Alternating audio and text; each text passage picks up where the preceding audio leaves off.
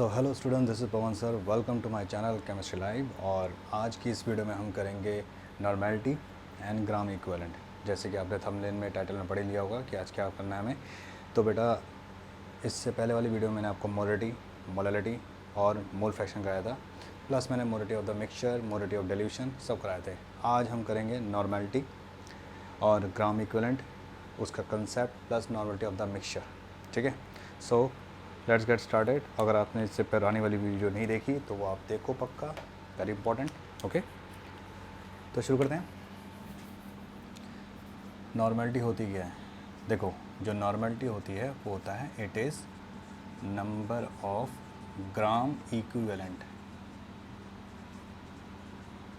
Of solute dissolve in 1 litre of solution. ठीक है, यानी यहाँ पर भी आप वॉल्यूम लेके चलते हो, वो भी किस में, 1 लीटर में। जिस तरह मोलरिटी में वॉल्यूम होता था, ठीक है, इसमें भी क्या आपका मोलरिटी, इसमें भी क्या आपका वॉल्यूम है। तो इसका मतलब ये भी टेम्परेचर डिपेंडेंट होगा, क्योंकि मोलरिटी टेम्परेचर डिपेंडेंट था। टेम्परेचर बढ़ रहा है, वॉल्यूम बढ़ रहा है, तो मोलरिटी कम होगी। सिमिलरली नॉर्मेलिटी भी टेम्परेचर बढ़ेगा तो वॉल्यूम बढ़ेगा, और नॉर्मेलिटी की वैल्यू भी क्या हो जाएगी, कम हो जाएगी। ओके, तो पहले इसको डिफाइन करते हैं फॉर्मूले को। तो नॉर्मेलिटी होता है number of gram equivalent by volume in litre. तो यूनिट हो जाएगी बेटा इसकी gram equivalent by litre. Okay, तो इसकी ये यूनिट हो जाएगी। अब यहाँ पर आप इसको कैपिटल एन भी कह सकते हो या सिंपल नॉर्मल भी कह सकते हो।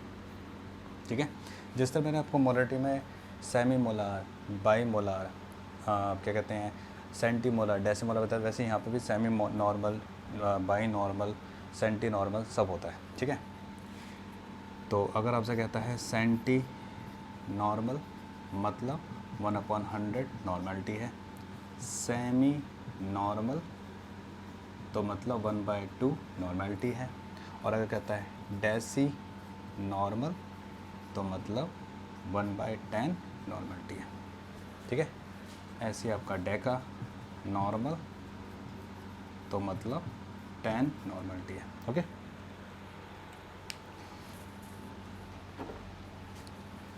नोट करिए। चलो आगे बढ़ते हैं, पॉज करके नोट करते रहना। ठीक है, सीधा कंसेप्ट आते हैं। तो ये तो डेफिनेशन था, अब आते हैं इसके कंसेप्ट पर कि यहाँ पर ही कहना क्या चाहता है। देखिए, जो आपका नंबर ऑफ ग्राम इक्विवेलेंट होता है वो होता क्या है basically. Number of gram equivalent का मतलब क्या होता है, उस पर्टिकुलर का मास यानी कि गिवन मास अपॉन में उसका इक्विवेलेंट मास। ठीक है, इक्विवेलेंट मास। और इक्विवेलेंट मास क्या होता है बेटा, देखो बेटा, इक्विवेलेंट मास होता है उस कंपाउंड का मॉलिक्यूलर मास अपॉन में उसका एन फैक्टर। अपॉन में एन फैक्टर क्या दो, या सिंपल आप लिख सकते हो एन। ठीक है, मॉलिक्यूलर मास अपॉन में उसका एन। अब ये एन क्या होता है, देखिए जो एन होता है ये बताता है आपको, इसको हम कई बार वैलेंसी फैक्टर भी कहते हैं। ओके, और ये होता है बेटा उस कंपाउंड की एसिडिटी, बेसिसिटी या number of electron loss gain, और आप कह सकते हो total number of positive charge on cation. ठीक है, पॉजिटिव चार्ज ऑन कैटाइन। जैसे बेटा मान लो, एक एक बार करके बात करते हैं, एसिडिटी की बात करते हैं। तो एसिडिटी का मतलब होता है कितने OH हैं, नंबर ऑफ OH। जैसे कि मान लो मेरे पास है NaOH, CaOH ट्वाइस और AlOH थ्राइस। ठीक है, और मुझे कहा इसकी एसिडिटी निकालना। तो एसिडिटी का मतलब है कितने OH वो देकर न्यूट्रलाइज कर रहा है। ठीक है, कितने OH देकर वो क्या कर रहा है, न्यूट्रलाइज कर रहा है। तो यहाँ पर वो 1 OH देगा, यहाँ पर 2, यहाँ पर 3। ठीक है, नोट डाउन कर लिया नोट। एक एक करके बात करेंगे, ठीक है। एसिडिटी मतलब कितने OH वो प्रोवाइड कर रहा है ताकि वो H+ को न्यूट्रलाइज कर दे। चलो अब बात करते हैं इसकी बेसिसिटी की, ठीक है।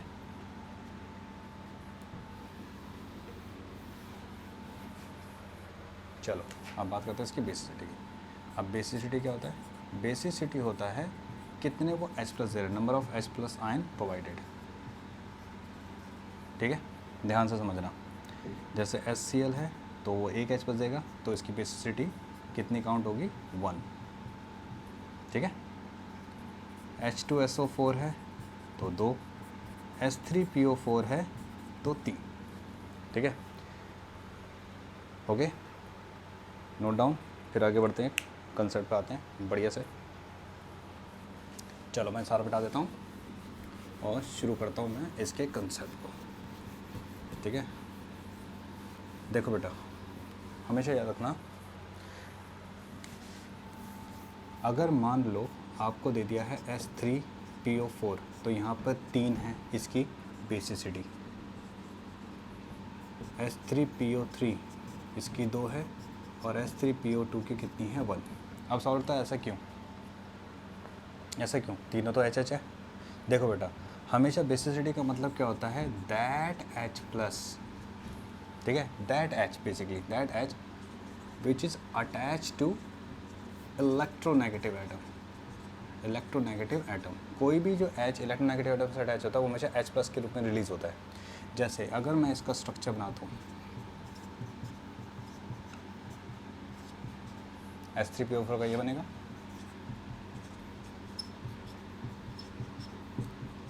H3PO3 का ये बनेगा और H3PO2 का ये बनेगा।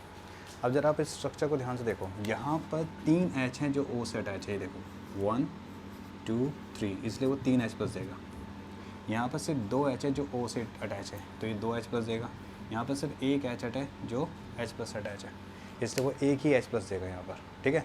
तो जब कोई H किसी इलेक्ट्रोनेगेटिव एटम से अटैच होता है तो वो जितने H+ जो H और इलेक्ट्रोनेगेटिव एटम से अटैच होंगे वही H+ के रूप में क्या होगा? रिलीज़ होगा। HCl में क्या था? एक ही H अटैच था इलेक्ट्रोनेगेटिव से, तो इसकी बेसिसिटी 1। H2SO4 का स्ट्रक्चर बनाते हैं हम, 2 H अटैच है इसलिए 2 H+ देगा, ठीक है। तो जो H2SO4 है ये इसकी बेसिसिटी 2 है, HCl की बेसिसिटी 1 है। H3PO3 में ये केसेस आते हैं, ठीक है। बाकी स्ट्रक्चर हम रिडॉक्स में डिस्कस करेंगे किस तरह होता है। फिलहाल अभी आप ये नोट करो। चलो कर लिया होगा आपने नोट, बढ़ते आगे, ठीक है।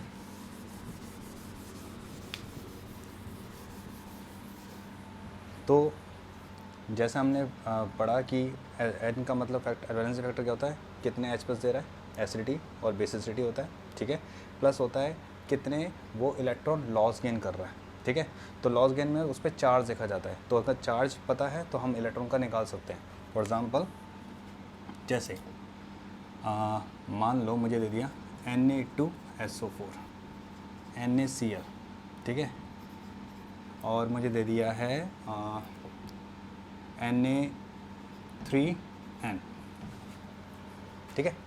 मान लो ये हमें दे दिया Na3N। अब तीनों को ज़रा ध्यान से देखते हैं, ओके। ऐसा कर लेते हैं, यहाँ पर कर देते हैं NaCl, यहाँ करते हैं Na2SO4, यहाँ पे Na3N, ठीक है।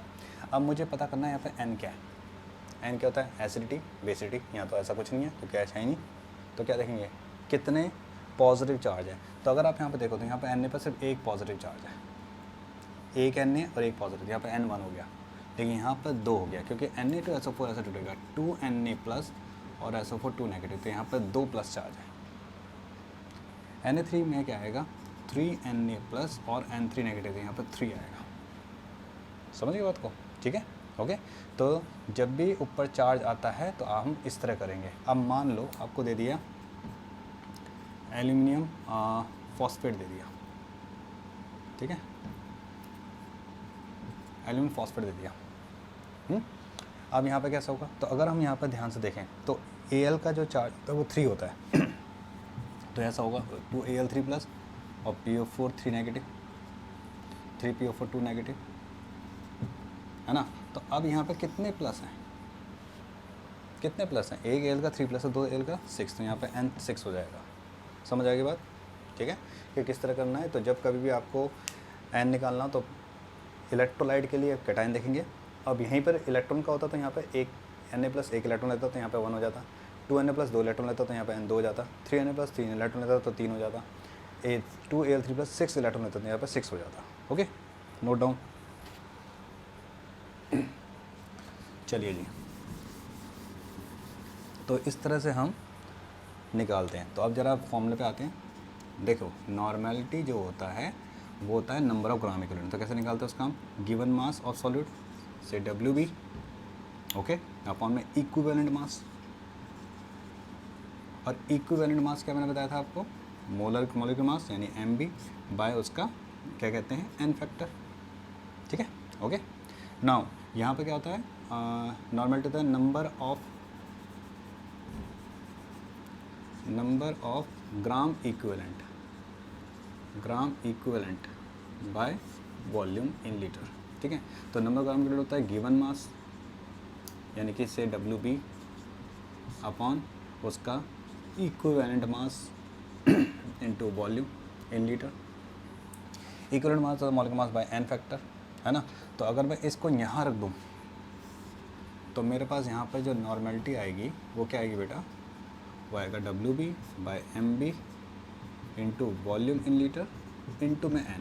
अगर आप देखो तो ये क्या आपका मोलैरिटी है, तो आप कह सकते हैं कि जो नॉर्मेलिटी है वो होता है मोलैरिटी इंटू में n फैक्टर, और n मैंने निकालना बता दिया, ठीक है, okay. Given mass by equivalent mass into volume in litre. Now what is equivalent mass? Equivalent mass होता है बेटा किसी भी कंपाउंड का उसका molecular mass by n factor, यानी कि MB अपॉन में n। अब अगर मैं इसको यहाँ रख देता हूँ, ठीक है, तो यहाँ पर जो नॉर्मेलिटी आती है वो क्या आएगी बेटा, WB by MB into volume in litre into में n factor. What is this is molarity. तो मोलैरिटी इंटू में n फैक्टर, तो यहाँ पर नॉर्मेलिटी जो हुआ वो आया मोलैरिटी इंटू में n फैक्टर, ठीक है। n मैं बता चुका हूँ, नोट डाउन।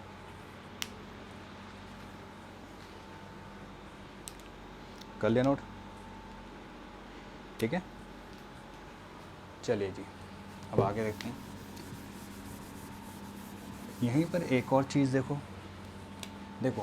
जो नंबर ऑफ ग्राम इक्विवेलेंट होता है वो क्या होता है, अब वो होता है मास बाय इक्विवेलेंट मास जो होता है मॉलिक्यूलर मास इनटू में n। So you can write that number of gram equivalent will be equal to the number of mole into में the n factor। what is this? this is number of mole।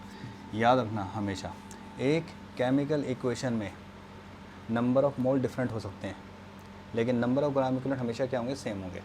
कोई भी question हो आपको कह देना कि इसमें equal number of gram equivalent क्या है, इक्वल है। एग्जांपल मैं आपके सामने देता हूँ, जैसे इसका यूज़ करना हमें, ठीक है, ये दिमाग में रखना। जैसे मान लो एक एसिड बेस का न्यूट्रलाइजेशन देता है NaOH प्लस H2SO4, क्या बना, NaHSO4 प्लस H2, ठीक है। ध्यान दो, अगर मुझे इसका निकालना है नंबर ऑफ ग्राम इक्विवेलेंट, तो मैं ये कहूँगा इसके नंबर ऑफ ग्राम इक्विवेलेंट और उसके number of gram equivalent same है, ठीक है। अब देखो कैसे, मोल कितने, 1 1, ठीक है। मैं बताता जो आगे स्टॉइचमेटिक कोएफिशिएंट होता है वो मोल होता है, तो ये नंबर ऑफ मोल 1 इंटू में n फैक्टर कितना है, 1, तो यहाँ पर 1 आ गया। सिमिलरली यहाँ की बात करते हैं, नंबर ऑफ मोल कितने हैं, 1 इंटू में n भी 1 है क्योंकि H2SO4 सिर्फ एक H प्लस यूज़ हुआ, देखो, ठीक है। जितने H प्लस जिस यहाँ पर H2SO4 की जो बेसिडिटी वो एक H प्लस की, उसने सिर्फ एक ही H प्लस रिलीज़ किया है, ओके। तो देखो वहीं दोनों के इतने आगे 1 1 आ गए। अगर यही ऐसा होता NaOH plus H2SO4 gives us Na2SO4 plus H2O और यहाँ पर लेते हैं आप 2, तब नंबर ऑफ ग्राम इक्विवेलेंट क्या होता, तब भी बेटा नंबर ऑफ ग्राम इक्विवेलेंट बेटा क्या होता, सेम होता, ठीक है। देखो यहाँ पर NaOH का नंबर ऑफ मोल कितने, 2, ठीक है। 2 है। और NaOH के क्या कहते हैं वो कितना होता है क्या कहते हैं बेसिसिटी एसिडिटी कितनी होती है 1 की, तो यहाँ पर आ गया 2 आ गया। अब H2SO4 की बात करते हैं, ठीक है। अगर हम H2SO4 की बात करते हैं तो यहाँ पे H2SO4 की अगर आप ध्यान से देखो तो यहाँ पर H2SO4 कितना है 1, इंटू में इसके कितना है 2, तो देखो 2 2, तो आप कह सकते हो 2 ग्राम इक्विवेलेंट 2 ग्राम H2SO4 से रिएक्ट कर रहा है। यही नहीं, आप कोई भी इक्वेशन ले लो, कोई भी इक्वेशन ले लो। फॉर एग्ज़ाम्पल मान लेते हैं आपने ले लिया, चलो KCl को रिएक्ट कर दिया आपने H3PO3 से, H3PO4 से रिएक्ट कर दिया, ठीक है, ओके। और यहाँ पर आपका ये आ गया, मान लेते हैं चलो K3PO4 प्लस 3HCl, ओके। अब अगर आपसे कोई पूछता है कि इसमें क्या बन रहा है, कितना है नंबर ग्राम, तो आपको इसके ग्राम इक्विवेलेंट इसके ग्राम इक्विवेलेंट सेम है, आप कह सकते हो 1 ग्राम इक्विवेलेंट से इसका इसके 1 ग्राम इक्विवेलेंट से रिएक्ट कर रहा है, ठीक है। चलो कैसे निकालते देखो, तो नंबर ऑफ ग्राम इक्विवेलेंट कैसे निकलेगा, कितने मोल है जी 3, K प्लस 1 है ना, एन फैक्टर बनोगे तो यहाँ पे 3 आ गया। यहाँ पर देखो जी H3PO4 में H3PO4 का देखो ध्यान से देखो, यहाँ पे तीनों H यूज़ हुआ है इसके, ठीक है। तो यहाँ पर कितना मोल कितना है 1, इंटू में कितना है एन फैक्टर है यहाँ पर 3, समझ आए। तो इस तरह से हम निकालते हैं नॉर्मलिटी का gram equivalent, okay, note down. चलो आगे बढ़ते हैं। अब कई बार क्वेश्चन जो होता है उसमें आता है नॉर्मलिटी आपको गिवन होती है और मास निकालना पड़ता है, या मास गिवन होता है नॉर्मलिटी निकालनी होती है। तो मैं आपके सामने 3 क्वेश्चन करके दिखा रहा हूँ फटाफट, ठीक है, वरना वीडियो बहुत लंबी हो जाएगी। देखो जैसा आपसे कहेगा मान लो 196 gram of H2SO4 is dissolve in 200 ml solution, find normality. तो देखो बेटा 196 ग्राम, नॉर्मलिटी का फॉर्मूला क्या होता है हमारा, नॉर्मलिटी का फॉर्मूला होता है,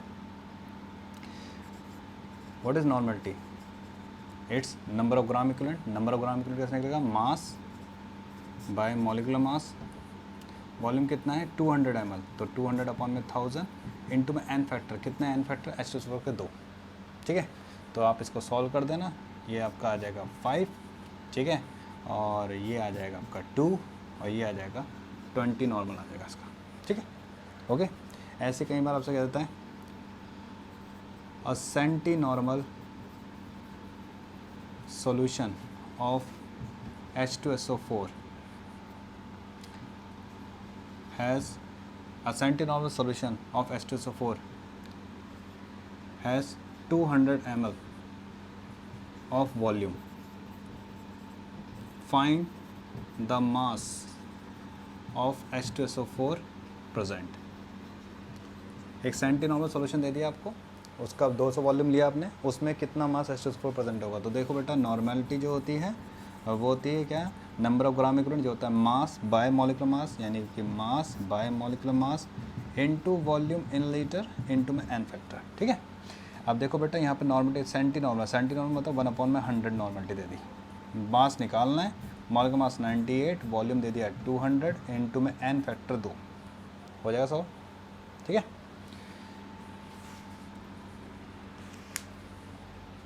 नोट डाउन। अब कई बार होता है नॉर्मलिटी ऑफ एसिड और नॉर्मलिटी ऑफ बेस दे देता है, तो देखो नॉर्मलिटी ऑफ एसिड और बेस के मिक्सचर में कैसे हम निकालेंगे, मैंने मोलरिटी मिक्सचर में बताया था ये आपको, ठीक है।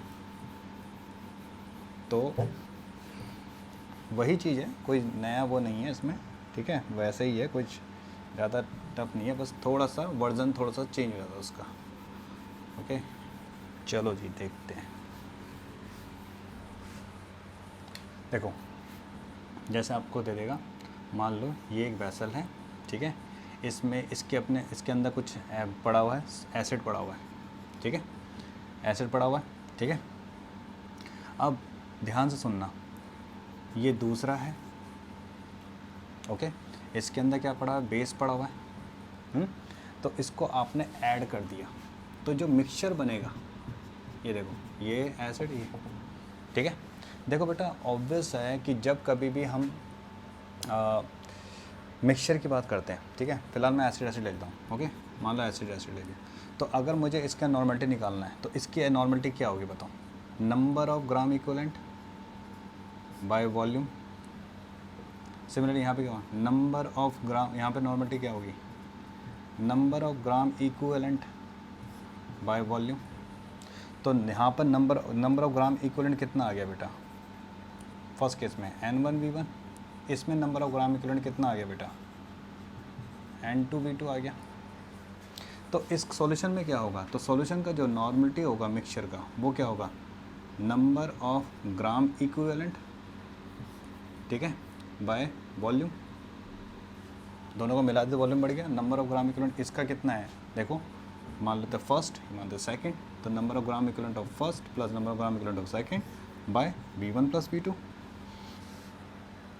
पहला कितना है? N1V1, दूसरा कितना है? N2V2 bye V1 plus V2। तो ये आ गया जी नॉर्मलिटी ऑफ मिक्सचर, ठीक है, ओके। अगर ये एसिड एसिड है तो ये ऐसे रहेगा, ठीक है, मतलब एसिड एसिड है तो आप ए लिख दोगे, बी लिख दोगे। लेकिन अगर मान लो एसिड बेस आ गया, मान लेते हैं एसिड बेस आ गया, ठीक है। अब मान लेते हैं एक एसिड है और एक बेस है। फॉर एसिड बेस, तो बेटा यहाँ पर ना जो मिक्सचर होता है नॉर्मेटिव मिक्सचर, उसका फॉर्मूला क्या बनेगा? NaVa minus NbVb upon Va plus Vb, ठीक है। If and only if, maths का रूल है IFF, if and only if solution is acidic, मतलब बहुत ज़्यादा H+ है, ठीक है, तभी तो उसके अमाउंट ज़्यादा आएगा। और N मिक्सचर ही आएगा NbVb minus NaVa upon Va plus Vb अगर इफ़ सॉल्यूशन इज़ बेसिक। और बराबर अगर तो न्यूट्रलाइज हो गया, बराबर होगा तो न्यूट्रलाइज हो जाएगा। तो अगर मान लो फॉर न्यूट्रल है, फॉर न्यूट्रल, तो उस केस में तो कुछ करना नहीं है, बराबर है, तो NaVa इक्वल टू NbVb हो जाएगा अगर न्यूट्रल है तो, ठीक है, ओके। नोट डाउन, एक नंबर करते हैं एसिड बेस का, ठीक है, कर लिया, चलो जी।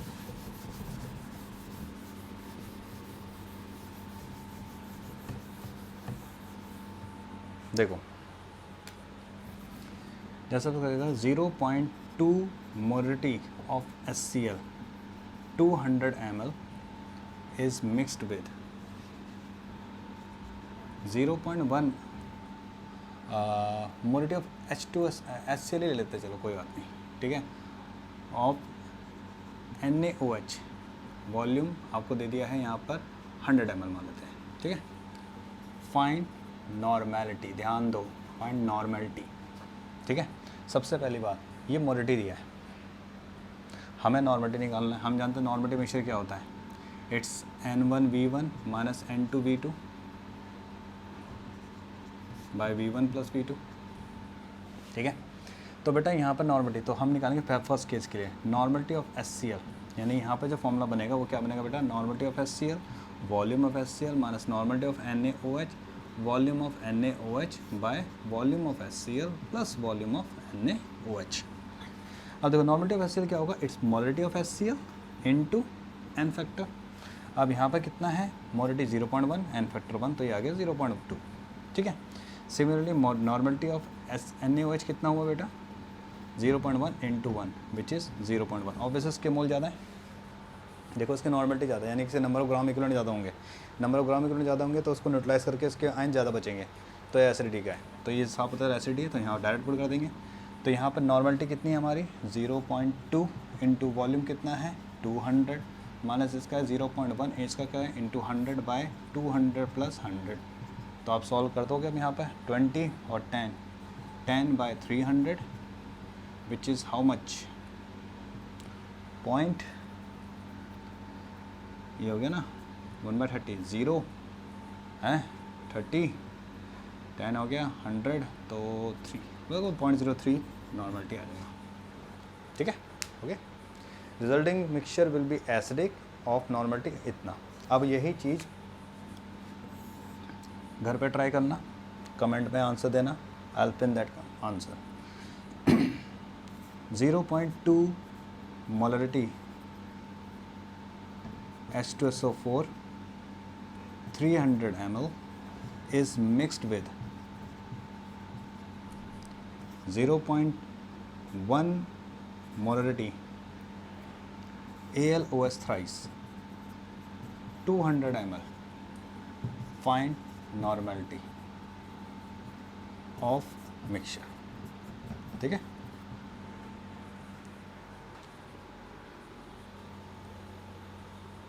ओके, तो जी ये है नोट डाउन.